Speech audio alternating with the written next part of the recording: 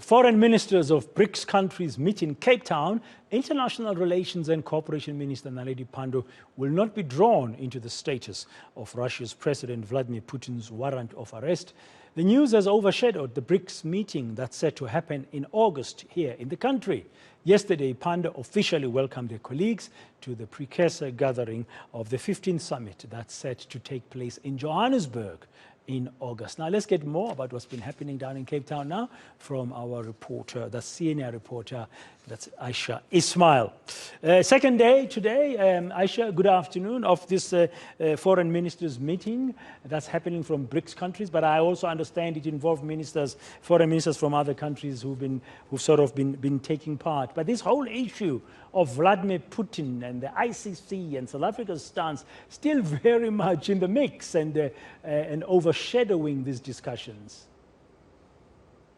That is correct, Dan. And so yesterday, on the first day of this Brics meeting, journalists bombarded the Minister of International Relations and Cooperation, Naledi Pandor, with questions about whether Vladimir Putin is going to be attending this meeting, the summit in Johannesburg in August. When he arrives, will he be arrested? Will he be handed over to the ICC? But of course, she was, as always, very diplomatic in her responses.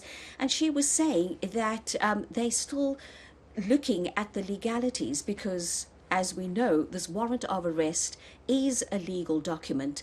South Africa is a member of the ICC, but as you say, she would not be drawn into whether he's going to be arrested, whether he is going to be attending. But I did speak to Clayson Moniello, who is the spokesperson for DIRCO, last night, and this is what he had to say about Vladimir Putin, whether he will be attending or whether he will not be attending, and what will happen if he should attend. This is what he had to say.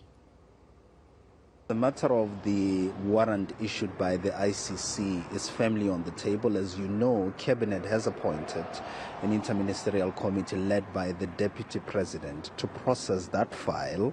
I am reliably informed that they are meeting on Monday, and so we should be reaching some finality in terms of recommendation to Cabinet as matters relate to the way forward on how South Africa plans to manage this. And I'm sure there will be an announcement.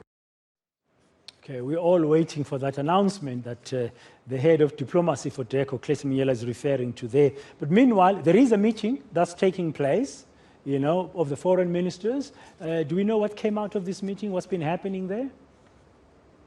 So this two-day meeting, which ended today, and as you say, it was foreign ministers who are members of Brics, but there were also the friends of Brics, and these are foreign ministers who have not joined Brics yet, but have made their intentions known about becoming members of Brics. Now, we know that President Cyril Ramaphosa has extended an invitation to African leaders to attend the Brics summit in August.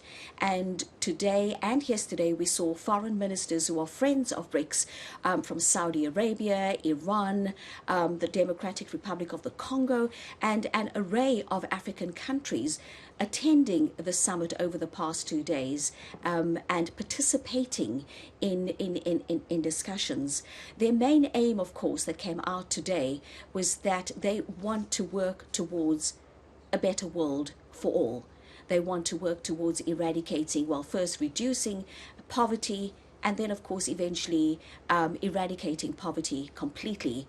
They were talking about building economies, and, of course, climate change was also one of the priorities that they discussed. But the other thing that they also discussed was the growing trend of terrorism on the African continent. But this is what our Minister of International Relations and Cooperation, Naledi Pandor, had to say.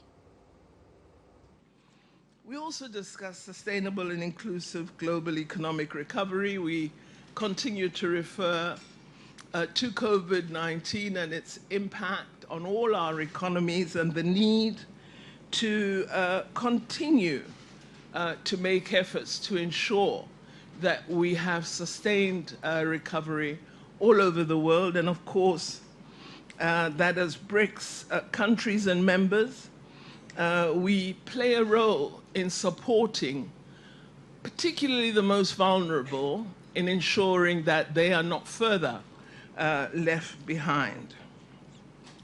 We devoted a great deal of attention to our values and principles which are closely associated with fostering an environment of peace and development that really, for us as the Brics countries, peace is absolutely necessary to development.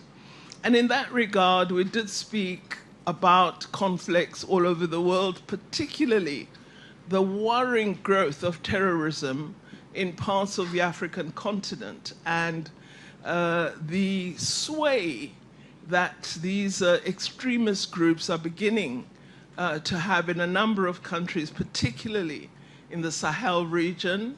We referred to Southern Africa, the case of Mozambique. We also reflected on the Democratic Republic of Congo.